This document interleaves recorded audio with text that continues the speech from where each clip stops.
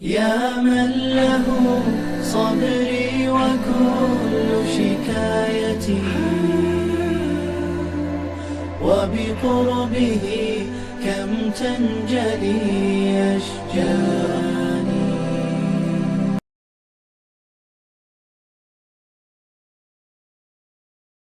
بسم اللہ الرحمن الرحیم وبہ نستعین وصلی اللہ علی حبیبہ سیدنا و مولانا محمد وعلی آلہ وصحبہ اجمعین.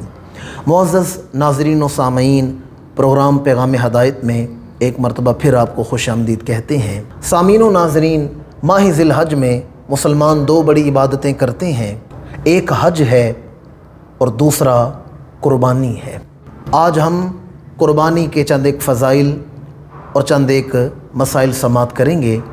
آج ہم قربانی کے فضائل و مسائل پر گفتگو سماعت کریں گے. قرآن مجید میں اللہ تعالیٰ نے حکم ارشاد فرمایا فَصَلِّ لِرَبِّكَ وَانْحَرْ، بس اپنے رب کی نماز پڑھیں اور قربانی کریں. قربانی اللہ کے راستے میں خون بہانے کا نام ہے. جب جانور ذبح کیا جاتا ہے تو اللہ کے راستے میں اس کا خون بہانا، ایک جان کا نذرانہ پیش کرنا مقصود و مطلوب ہوتا ہے. اب سوال پیدا ہوتا ہے کہ قربانی کرنے سے اللہ کو کیا فائدہ پہنچتا ہے؟ تو یاد رکھیں، قربانی کرنے میں بھی قربانی کرنے والے کا ہی فائدہ ہے. سورہ حج میں اللہ تعالیٰ نے ارشاد فرمایا لَن يَنَالَ اللَّهَ لُحُومُهَا وَلَا دِمَاؤُهَا وَلَٰكِن يَنَالُهُ التَّقْوَىٰ. فرمایا اللہ کی بارگاہ میں نہ جانور کا خون پہنچتا ہے نہ گوشت پہنچتا ہے، بلکہ اللہ کی بارگاہ میں پہنچتا ہے تو تمہارا تقوی پہنچتا ہے.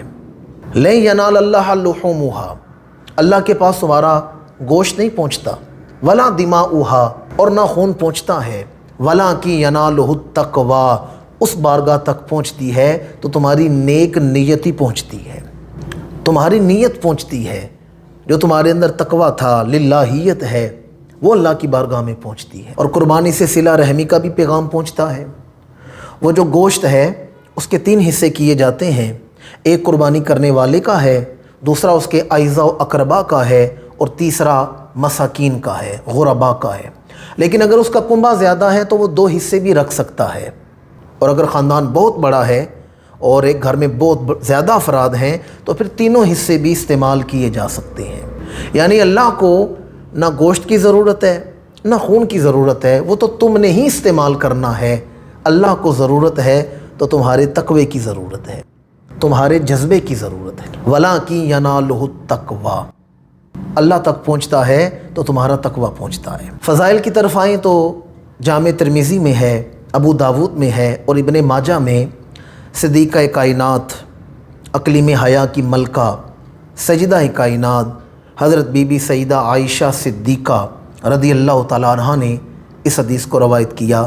فرمایا کہ 10 ذی الحج کے دن اولاد آدم کی طرف سے اللہ کی بارگاہ میں خون بہانے سے زیادہ کوئی عمل پسند نہیں کیا جاتا.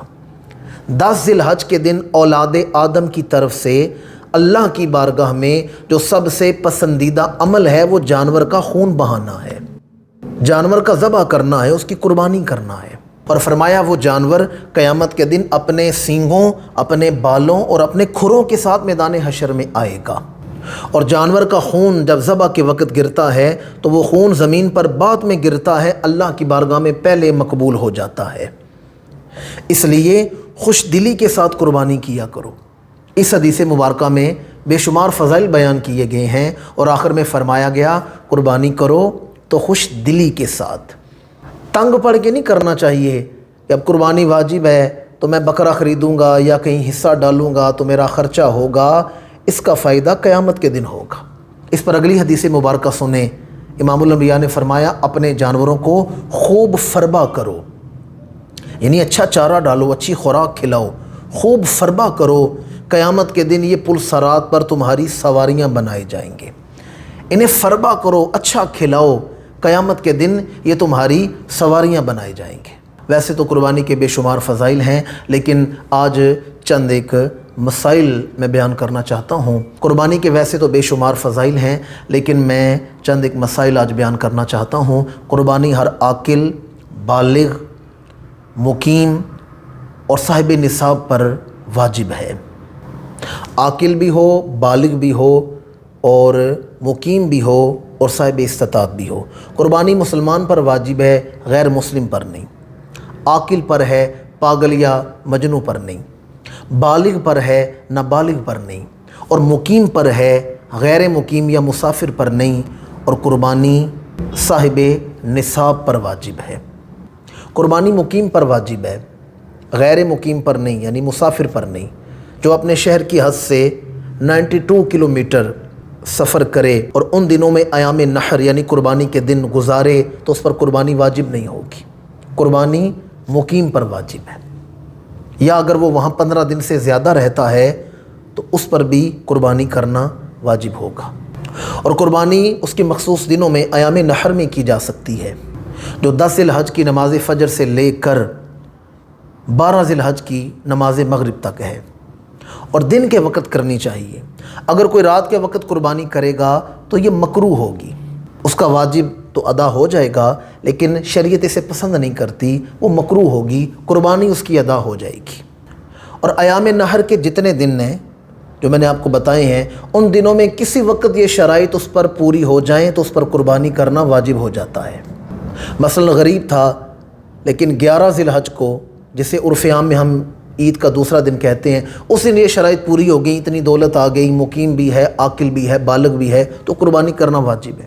تیسرے دن کی نماز مغرب سے پہلے بھی اگر اس پر یہ شرائط پوری ہو جائیں تو قربانی کرنا واجب ہو جاتا ہے۔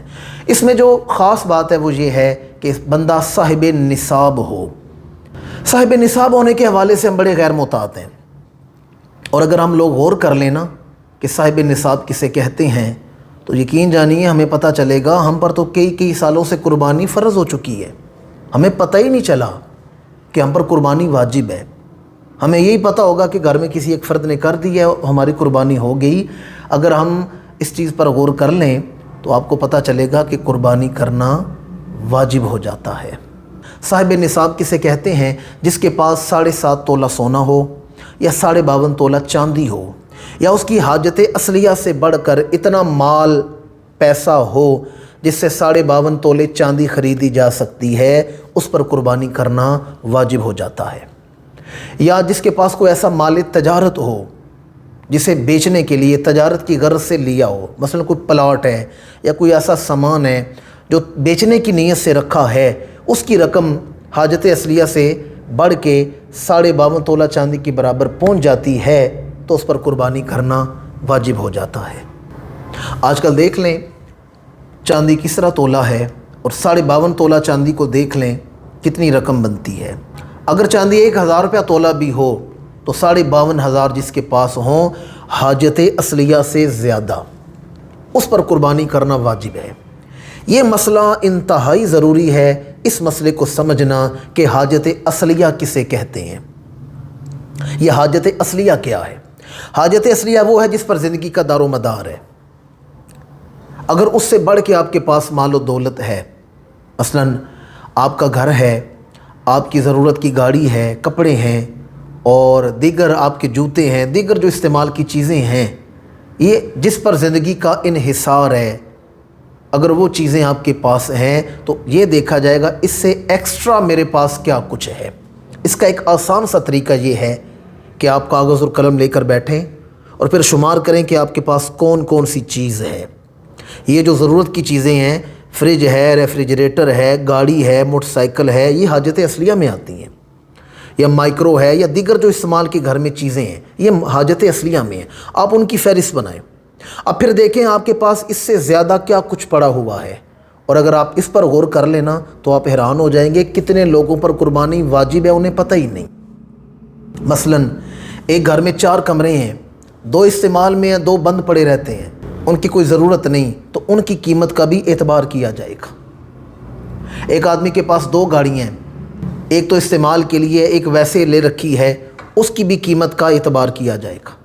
کسی کے پاس 2 موٹر سائیکلیں ہیں، ایک تو اس کی حاجت اصلیہ ہے، سواری ہے، استعمال میں ہے، دوسری اس نے ویسے لے رکھی ہے تو اس کی قیمت کا بھی اعتبار کیا جائے گا۔ اسی طرح ہمارے گھروں میں جو مہنگے ملبوسات ہوتے ہیں ان کی قیمت کا بھی اعتبار کیا جائے گا۔ مثلا عموماً ہم شادی کے موقع پر دیکھتے ہیں کہ دلہن کے لیے 50-50 ہزار کا یا لاکھ روپے کا لہنگا لیا جاتا ہے، جو بعد میں ویسے ہی پڑا رہتا ہے۔ ایک دن ولیمہ یا بارات پر استعمال کیا ہے اور اسے رکھ دیا ہے، دوبارہ اسے استعمال نہیں کیا جاتا، اس کی قیمت کا اعتبار کیا جائے گا۔ دولہے کا سوٹ، وہ اچکن یا شیروانی وہ پہنتا ہے جو بعد میں نہیں پہنتا، اس کی قیمت کا اعتبار کیا جائے گا۔ اسی طرح ایکسٹرا سوٹ گھر میں پڑے رہتے ہیں، اور جوتوں سے تو ریک بھرے ہوئے ہوتے ہیں، تو وہ جو فالتو جوتے پڑے ہوئے ہیں ان کی قیمت کا اعتبار کیا جائے گا۔ اسی طرح جو خاص چیز ہے آج کل جس پر ہماری توجہ نہیں، وہ ہے موبائل فون۔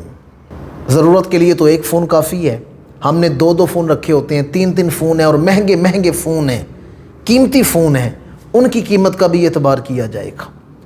گھروں میں جو قیمتی فانوس لگے ہوئے ہیں ان کی قیمت کا بھی اعتبار کیا جائے گا۔ اسی طرح اور بہت سی چیزیں ہیں جو حاجت اصلیہ سے زیادہ ہیں، ان تمام کی قیمت کا اعتبار کیا جائے گا۔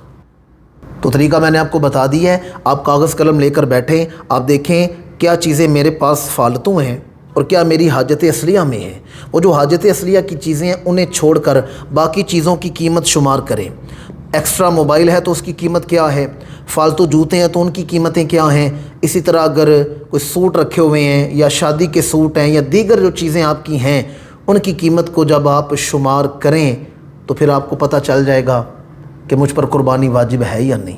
اگر تو ان ایکسٹرا چیزوں کی قیمت 52.5 تولے چاندی کے برابر رقم بن جاتی ہے تو آپ پر قربانی کرنا واجب ہو چکا ہے۔ آپ کو پتہ ہی نہیں یہاں پر قربانی واجب ہے، بلکہ علم نہ ہونا تو بڑے دور کی بات ہے۔ آج کل تو لوگ کہتے ہیں قربانی کی ضرورت ہی کیا ہے، اور یہ فتوے وہ دے رہے ہوتے ہیں جن کے اپنے ہاتھوں میں لاکھ کا موبائل ہوتا ہے۔ وہ کہتا ہے جو قربانی کرنی ہے کسی غریب کی شادی میں مدد کر دو، کسی کی بیٹی کی شادی میں مدد کر دو، کسی بیوہ کی مدد کر دو۔ میں نے کہا جب تو 30 لاکھ کی گاڑی لے رہا تھا تو گاڑی 10 لاکھ کی بھی لے سکتا تھا، باقی 20 لاکھ سے کسی غریب کی مدد کر دیتا، کتنی شادیاں ہو سکتی تھیں۔ موبائل 20,000 والا بھی استعمال کیا جا سکتا ہے، 2 لاکھ والا موبائل ہم کیوں لیتے ہیں؟ تو اس وقت ہمیں اسلام غریب، مساکین اور بیوہ اور یتیم بچیاں یاد نہیں آتی، ہمیں جب بھی یاد آتا ہے نا تو صرف شاعر اسلام پر عمل کرتے ہوئے یاد آتے ہیں۔ تو بہرحال ایک آسان سا طریقہ میں نے بیان کر دیا کہ آپ ساری چیزیں شمار کریں، پھر آپ دیکھیں آپ کے پاس حاجت اصلیہ سے بڑھ کے کیا کچھ ہے۔ یہ جو قیمتی ڈنر سیٹ گھر میں پڑے ہوئے ہیں، اور میں نے عرض کیا نا اگر میں تفصیل بتاؤں گا تو ایک لمبی فہرست ہے جو ہماری حاجت اصلیہ سے بڑھ کے ہے۔ اگر قیمتی پینٹنگز دیکھی جائیں اور ڈیکوریشن پیس دیکھے جائیں، وہ حاجت اصلیہ سے بڑھ کے ہیں۔ فالتو صوفے اور کرسیاں ہم نے لانوں میں رکھی ہوتی ہیں، ان تمام چیزوں کی قیمت کا اعتبار کیا جائے گا۔ اور بڑی خاص بات جس پر بڑی توجہ کی ضرورت ہے وہ کیا ہے کہ ایک گھر میں جتنے مالک نصاب ہیں اتنوں پر ہی قربانی واجب ہوگی۔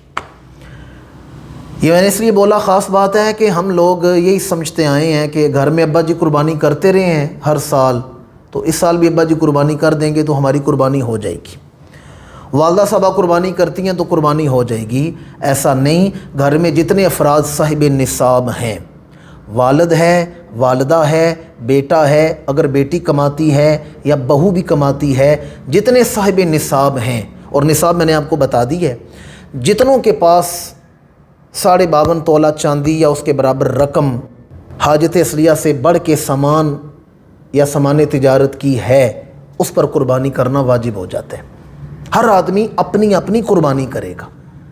اگر ابا جی نے قربانی کر دی تو انہوں نے اپنی قربانی کی ہے، مجھے اپنی قربانی خود ہی کرنا پڑے گی۔ اب قربانی کے جو جانور ہیں ان کی بھی شرائط سماعت فرما لیں کہ قربانی کے مخصوص جانور ہیں اونٹ، گائے، بھینس اور بکرا، اور ان کی تمام جنسیں یہ اس میں شامل ہیں۔ یہ مخصوص جانور ہی کیوں قربان کیے جاتے ہیں؟ اس لیے کہ جو جانور عام میسر ہوں، جو عام میسر ہوں، مثلا عرب میں اونٹ عام پایا جاتا ہے، اور ہمارے ہاں یہ گائے، بھینس اور بکرا یہ عام پائے جاتے ہیں۔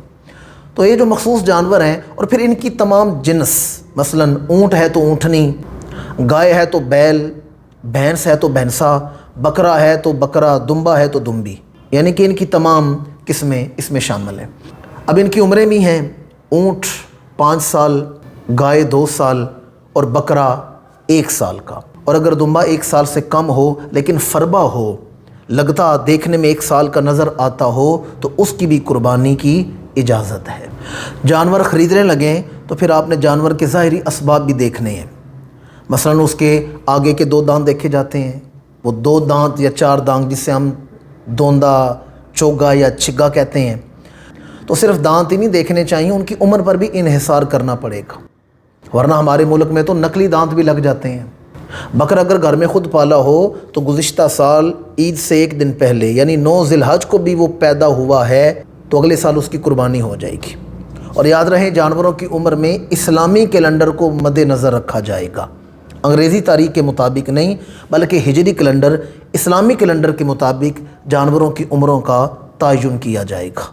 جانور صحت مند ہو، بیمار نہ ہو، یعنی اتنا بیمار نہ ہو کہ بیماری کی شدت سے خود چل کے قربان گاہ تک نہ جا پاتا ہو تو اس کی قربانی نہیں ہوگی۔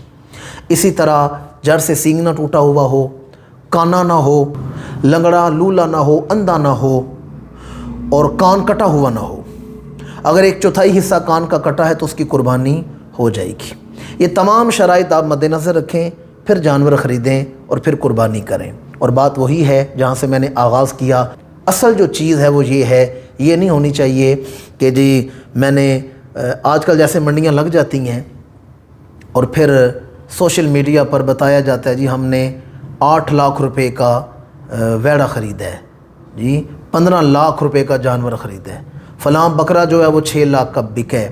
تو یہ نیت نہیں رکھنی چاہیے کہ میرا بکرا، میرا جانور لوگ دیکھیں گے تو پھر کہیں گے جی بڑی بات ہے جی فلاں بندے نے تو اتنی مہنگی قربانی کی ہے۔ آپ اگرچہ سستا جانور لے کر ہی قربانی کر لیں لیکن دل کی نیت ٹھیک کر لیں۔ نیت اللہ کی رضا ہونی چاہیے، نیت رضا الہی ہونی چاہیے، اللہ کی رضا ہونی چاہیے۔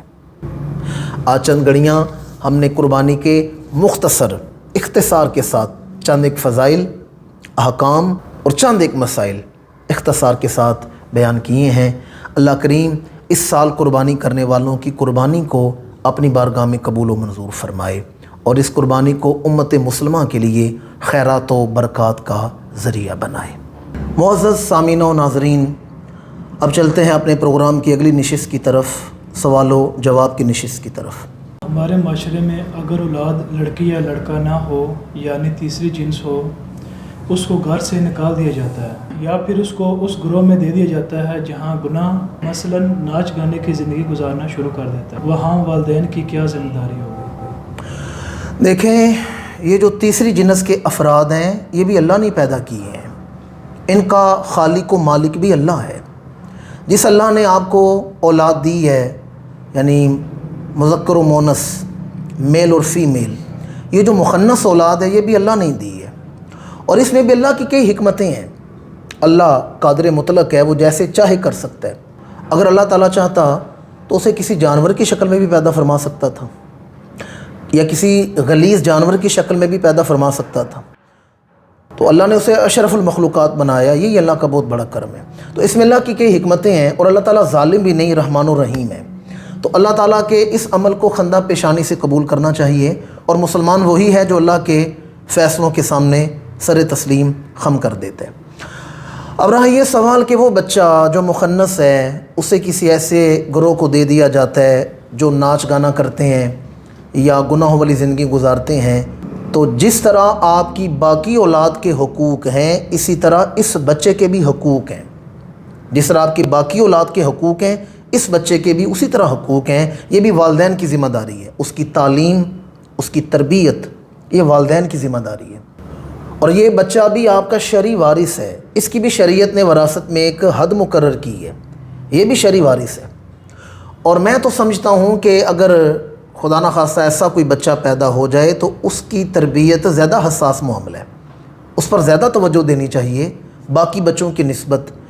کم از کم یہ ضرور کرنا چاہیے کہ بچپن میں ہی اس کے ذہن میں جو مکروہات ہیں یا جو گناہ ہیں، یہ ناچ گانا، موسیقی وغیرہ، ان چیزوں کے بارے میں جو وعید ہے قرآن و حدیث میں اس بچے کو بتانی چاہیے تاکہ بچپن میں ہی اس کے دل سے ان کاموں کے بارے میں نفرت پیدا ہو جائے۔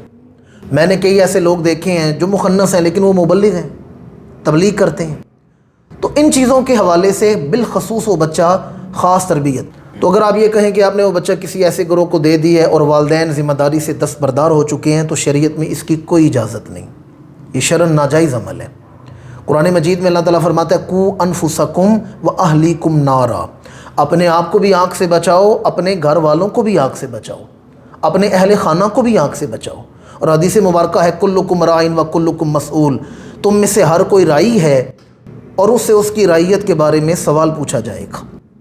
تو اولاد کے بارے میں پوچھا جائے گا کہ تم نے اولاد کی کیا تربیت کی ہے، تو ایسا بچہ زیادہ تربیت مانگتا ہے، اور ایسے بچے کو کسی اور کے حوالے کر دینا یہ شرعاً جائز نہیں۔ اور اگر وہ بچہ گناہوں والی زندگی گزارے گا تو اس کا جواب دہ اس کا رائی ہوگا، اس کا کفیل ہوگا، جس کی ذمہ داری اس بچے کی کفالت کرنا تھی۔ علامہ صاحب میرا آپ سے یہ سوال تھا کہ جس پر قربانی واجب ہے وہ اپنے بال کب تک نہ کاٹ سکتا ہے، اور جس پر نہیں واجب ہے اس کے لیے کیا حکم ہے؟ اس پر قربانی واجب ہے اسے یکم ذی الحج کے چاند کے طلوع سے لے کر، جب ذی الحج کا چاند طلوع ہوتا ہے، 10 ذی الحج تک یعنی قربانی کرنے تک بال کاٹنے سے منع کیا گیا ہے۔ مسلم شریف کی حدیث ہے، حضرت سیدہ ام سلمہ رضی اللہ تعالیٰ عنہ نے اسے روایت کیا ہے کہ امام الانبیاء نے فرمایا جس کے پاس قربانی کا جانور ہو تو اسے چاہیے کہ وہ ذی الحج کے چاند کے طلوع سے لے کر قربانی تک نہ اپنے ناخن کاٹے اور نہ اپنے بال کاٹے۔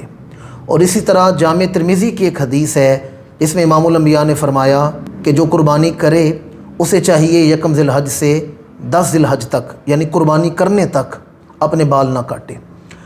فتاوی رضویہ میں اس چیز کو بیان کیا گیا کہ یہ جو حکم ہے یہ وجوبی نہیں، بلکہ یہ حکم جو ہے یہ استحابی ہے، یعنی مستحب عمل ہے، یہ واجب نہیں۔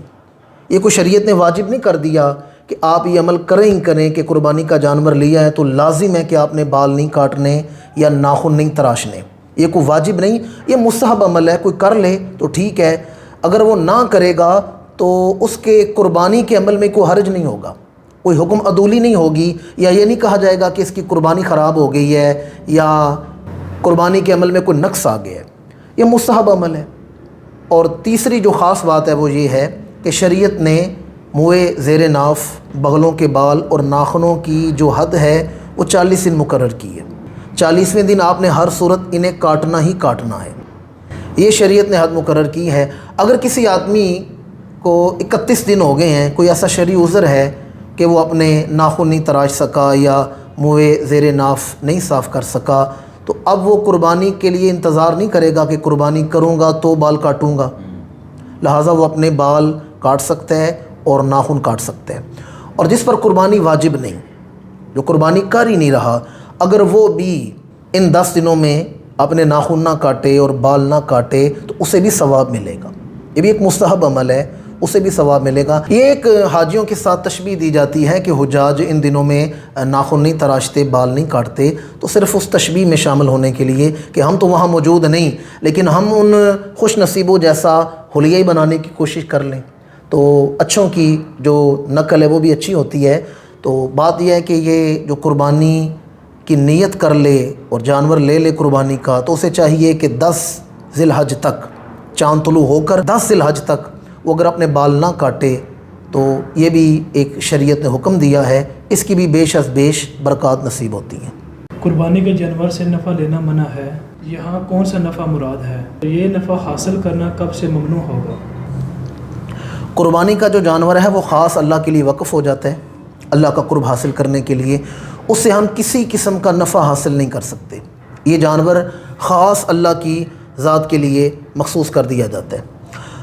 چونکہ قربانی کے جانور کا جو سب سے بڑا مطمع نظر ہے، جو مقصود ہے، وہ ہے اللہ کے راستے میں خون بہانا، میں جانور ذبح کرنا، خون بہانا۔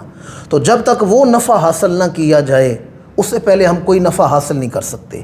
اب اس سے مراد کون کون سا نفع ہے؟ فقہاء نے لکھا ہے کہ اس سے مراد اس جانور کا دودھ بیچنا، یا اس کی اون اتار کر بیچنا، یا اس کے بال کاٹ کر کسی استعمال میں لانا، یا اس پر وزن اٹھانا، یا ہل جوتنا، یہ جو بیل ہل جوتا جاتا ہے، بیل یا بھینسے سے ہل جوتا جاتا ہے، ان چیزوں سے قربانی کے جانور کی ممانعت ہے، آپ اسے کوئی نفع نہیں لے سکتے، یہ خالص اللہ کے راستے کے لیے وقف کر دیا گیا۔ اور اگر کوئی آدمی کوئی نفع لے لے، مثلا کو دمبا پالا ہے تو اس کی اون بیچ دیتا ہے، یا کسی گائے بھینس کا دودھ بیچ دیتا ہے، تو یہ جو نفع ہے یہ جتنا آپ نے نفع سے حاصل کیا ہے، اون بیچی یا دیگر نفع حاصل کیا ہے، اتنی مقدار میں رقم آپ کو صدقہ کرنا پڑے گی، یہ رقم آپ صدقہ کریں گے۔ اسی طرح آپ جانور اجرت پر بھی نہیں دے سکتے، کرائے پر بھی نہیں دے سکتے، اور اگر آپ ایسا بھی کریں گے تو وہ رقم بھی آپ کو صدقہ کرنا پڑے گی۔ اور بالخصوص اگر کوئی آدمی اس طرح کر دے، لا علمی میں وہ کر دے، بال بیچ دے یا کوئی ایسا کام کر دے، تو اگر یہ دیکھا جائے گا کہ وہ وزن اٹھانے کی وجہ سے یا ذاتی استعمال میں لانے کی وجہ سے کسی حوالے سے جانور میں کوئی کمی آ گئی ہے، اس کی قیمت میں کوئی کمی آ گئی ہے، تو جتنی کمی آئی ہے اتنی رقم بھی اللہ کے راستے میں خرچ کرنا پڑے گی۔ اب رہا یہ سوال کہ یہ کب سے ممنوع ہوگا، تو دیکھیں جب آپ قربانی کا جانور خریدتے ہیں قربانی کی نیت سے، اسی وقت اس کی ممانعت شروع ہو جائے گی۔ اور اگر آپ جانور پالتے ہیں تو جس دن آپ کی یہ نیت ہو جاتی ہے نا کہ یہ جانور اب میں نے قربانی کرنا ہے، اسی لمحے آپ پر ممانعت لاگو ہو جائے گی۔ یا اگر آپ جانور پالتے ہی اس نیت سے ہیں کہ میں یہ کسی بکری نے کوئی بچہ دیا ہے تو یہ بڑا ہو کر میں قربان کروں گا، یا پیدائش سے پہلے نیت کر لیتے ہیں کہ بچہ جب پیدا ہوگا بکرا ہوا تو میں قربان کروں گا، تو پیدائش سے ہی آپ پر یہ ممانعت لاگو ہو جاتی ہے، آپ اسے کوئی نفع نہیں لے سکتے۔ کیوں؟ یہ اللہ کے شاعر میں سے ہے، یہ اللہ کی نشانیوں میں آ گیا ہے، اور یہ اللہ کے لیے ہی وقف کر دیا جاتا ہے۔ مولانا صاحب، اگر کسی کے پاس 3 تولے سونا ہو اور 1 تولے چاندی ہو اور نقد رقم نہ ہو تو قربانی کے لیے کیا حکم ہوگا؟ اگر قربانی واجب ہے تو بہر صورت قربانی کرنا پڑے گی۔ فتاویٰ رضویہ میں ہے اور فتاویٰ امجدیہ میں ہے کہ اگر کسی پر قربانی واجب ہو اور ایام نحر، یہ جو عید کے 3 دن ہیں، جو قربانی کے 3 دن ہیں، ان دنوں میں اس کے پاس سونا چاندی ہے، یعنی صاحب نصاب تو ہے لیکن نقد رقم نہیں جس سے وہ کوئی جانور خرید سکے یا کوئی حصہ ڈال سکے، نقد رقم اس کے پاس موجود نہیں، تو قربانی وہ پھر بھی کرے گا، چاہے وہ کسی سے قرض لے، چاہے وہ اس سونے چاندی میں سے یا اپنے مال میں سے کچھ بیچ کر قیمت حاصل کرے، بہر صورت اس نے قربانی ہی کرنی ہے۔